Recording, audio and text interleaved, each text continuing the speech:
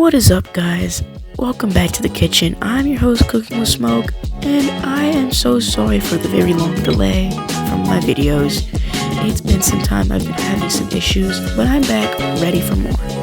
Today we are making homemade tortillas, and we'll even top it off by making a quesadilla. We'll take something going from this down to this, straight from scratch. I'm your host, Cooking with Smoke, and let's go ahead and make this masterpiece. I'm going to start off with our tortillas. We're going to grab 3 cups of flour. After that, we're going to grab around 1 tablespoon of kosher salt and 1 tablespoons of baking powder. Baking powder and baking soda get mixed up. Please know what you're using. Next, we're going to grab 1 cup of hot water, preferably 110 degrees. Then we're going to grab about 7 tablespoons of butter. Make sure it's melted and hot. If these ingredients are not hot, you may not get the results that you're looking for. But overall, all the ingredients have to be mixed up together, and we're not mixing with our hands. We're mixing with a fork, or a mixing spoon, whichever one you have. But go ahead and whisk it out, it will immediately start to dough up. But you'll grab from something from this down to this. It'll be hot, a little bit sticky, and it'll lump up as well. This is perfect, so you know it's ready for your next steps, as any bread needed before putting it onto the table. It means cutting. But first, make sure you flour your surface. It won't let it stick. If your tortilla mix sticks, it's not going to end well for the table. Or the board. So go ahead. We're going to do a thorough 5 to 10 minutes of kneading. It seems like a lot, but it'll get rid of a lot of your bubbles, and it'll make sure it is even throughout. By doing this, you can see, just fold it. No need to mess up or do anything wacky. Just simply grab an end and fold it back and forth until it seems smooth and all those air bubbles are removed from the dough. But after that, you could see it'll look around the same, but that's okay. It's on the inside that counts, just like you. But next, we're going to take this and, again, flour surfaces. I don't even need to say it again. But we're going to put this back into the pot where we first were mixing, and we want to let this rise. There was no yeast, but it will need to rise anyways, or at least rest. I left this on for 15 to 20 minutes. Leave it for as long as you feel. Once we get back, looks the exact same. But now that it's rested, it will help a lot when it comes to cutting, measuring, and then cooking. Why do I say measuring? Because that's our next step, cutting and measuring. Flour the surface and give another minute or 2 of kneading, just to make sure everything is covered in flour. We don't want anything sticking to the surface. I'll get back to you in just a moment.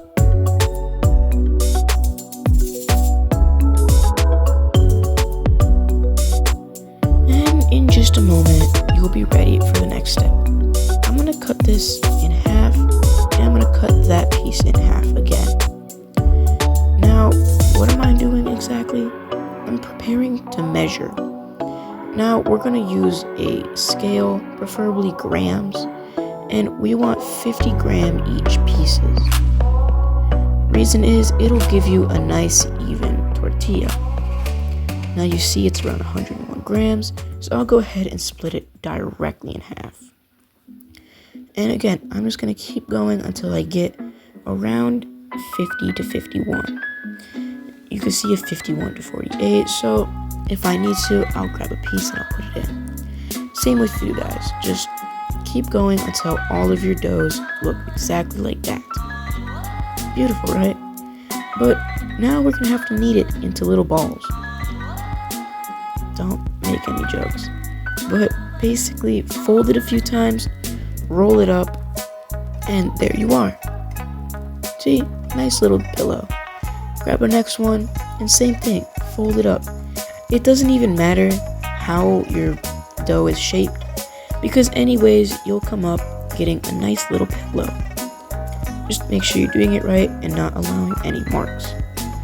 That is going to make it a lot better, a lot more even, and cooking will be very simple afterwards too.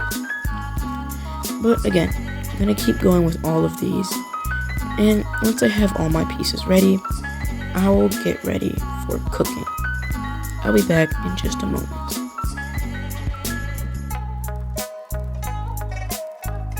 So here we are. It looks beautiful. These nice little pillows are ready.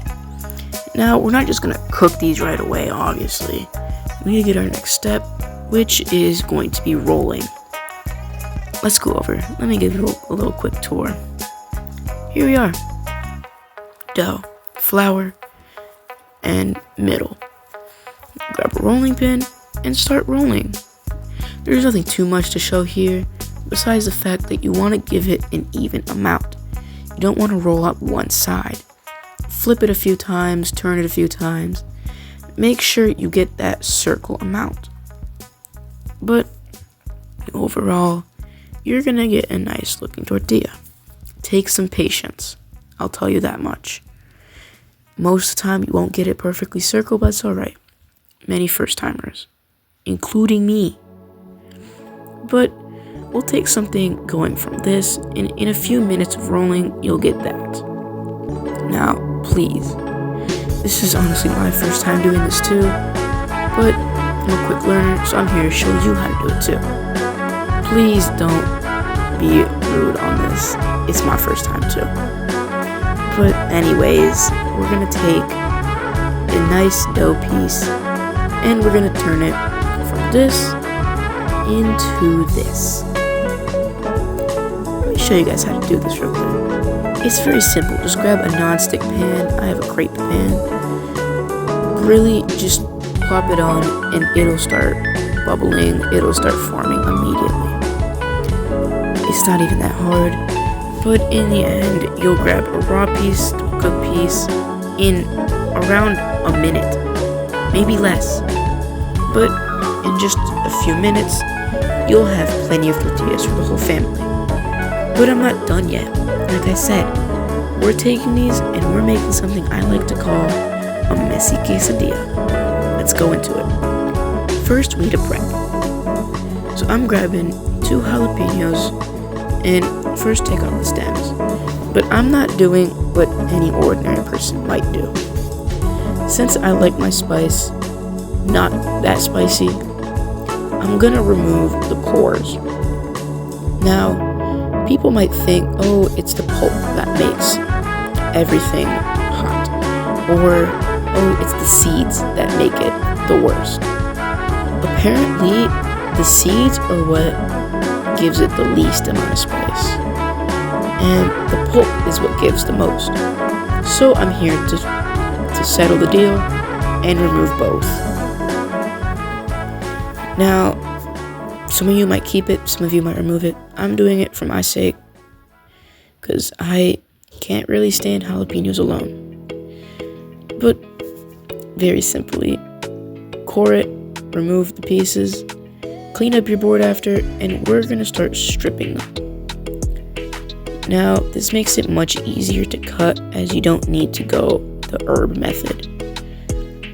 But really, just clump it all up and start chopping. I beg you, be careful when you're cutting. I've made the mistake many times, and you probably should make sure you don't too. But that's it. We're done. We are finished with this part. Very simple steps here, but in the end, it'll taste so good. You're gonna love it. But here we are, taking all of our jalapeno pieces and putting it into a bowl, because our next step is going to be sauce. Yeah, I said it, sauce. We're not just grabbing tomato paste or sauce jars. We're taking straight canned tomatoes and we're gonna make it into a sauce. I might even call it one ingredient sauce. Very simply, we need this to go into a different pot. Oh, you guys thought it was mixing it together, huh? No. Separate pot, separate deal. Put your tomatoes in the pot, and yeah, you may think I like to add extra steps, but trust me, it could help in some cases. Wooden spoon, and we want to mash the juice out of the pulp. Because after, I'm actually going to remove some of the juice. The juice just makes it extremely liquidy and not more of a sauce form. So just mash out as much juice as you can, and when you're finished, strain out half of it, or you could use it for something else. But after a moment, I'm gonna grab a hand blender, and what I'm gonna do with this hand blender, you guessed it, blend the whole thing. And in a good moment, it'll go from this to looking like tomato soup. Like that. Trust me, it's gonna work, and it'll taste amazing too. You don't gotta add all that extra sugar. But really, if for the ones who don't understand what a hand blender is, seriously, I mean, here it is, hand blender. It really, all it does is just shreds up everything to make a soup. But this isn't a soup, this is a sauce. You wanna see why? Because we're gonna grab a tortilla, we're gonna grab our sauce, and we're gonna slap it right on. Just like that. Alright, yeah. This is it. This is one of our last steps. And I'm going to be quiet for a little while, just since these next steps are very simple.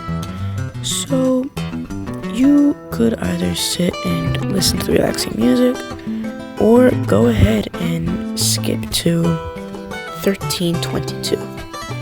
So, let's sit back and enjoy this music.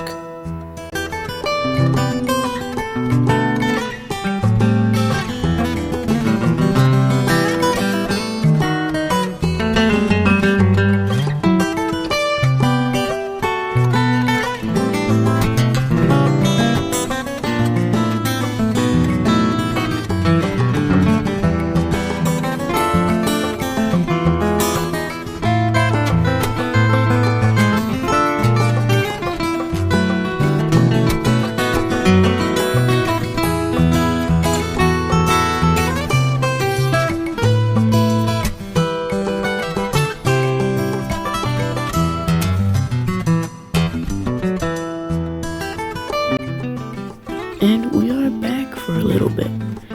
Now, after the jalapenos, our next step is going to be folding it up. So, I'll show you guys pretty simply how to do that.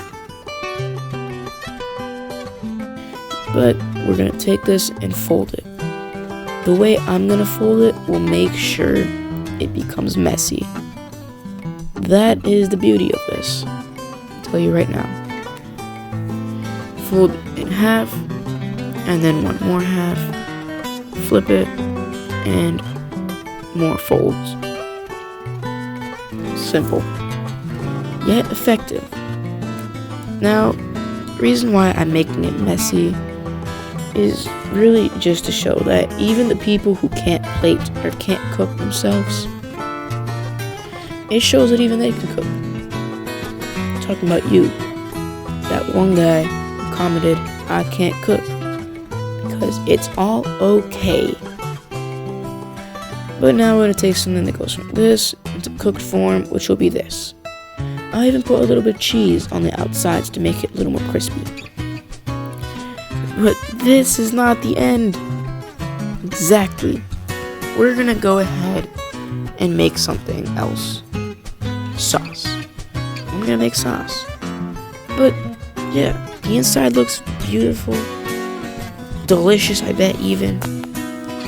But now we need to add in our next step. So let's go ahead and let's do it. Now, this looks good on its own, but we need to do better. Come on, guys. You know this. We could take something that could go from that into this. That looks good, right? Right? But we're not eating this alone. I've probably said this 100 times right now, but we have to make a sauce. And it's gonna taste really good with this. So let's go. Simple bowl. And I'm gonna go ahead and add some QP. Sorry. We're gonna add some QP to this. And QP? Yeah. It's not called QP, it's called QP. But a little bit of QP, a little bit more of mayonnaise. And on top, we're gonna add some chili flakes. And from there, go ahead and add some paprika. As much as you want. Everything's up to preference. I like my mustard to paprika ratio very high. I love my mustard and my paprika. But after whole peppercorns, I cannot understand how people don't like peppercorns. So much flavor in them. It tastes so good. But after, grab a spoon and start mixing everything up, and you'll get something looking really good. Trust me on this. You may not see it when you look at it, but it's gonna look beautiful. But anyways, if you really want to, you can add more of whatever you feel. I swear this QP's not. But yeah, just add as much as you feel. Really. This is all up to your choice. If you want something else, add it. I'm probably gonna say this a lot of times on my channel, but everything here is just to show you can cook. Not how to, but you can. So, lick that spoon up because that's some good sauce there. But now it's time for the final result. Bringing them both together. This tastes really good, and it probably looks really good too. But they go so well together, you could never miss out on this. But here we are at the end of the video. If you guys want to see more of this, make sure that you comment what you want to see next. And I'm going to ask you guys, please no negative comments. I really don't like them as much. They hurt too. Just know. But once again, if you like this video and you want to see more, make sure to like and subscribe. Happy New Year, and I will see you guys in the kitchen another day.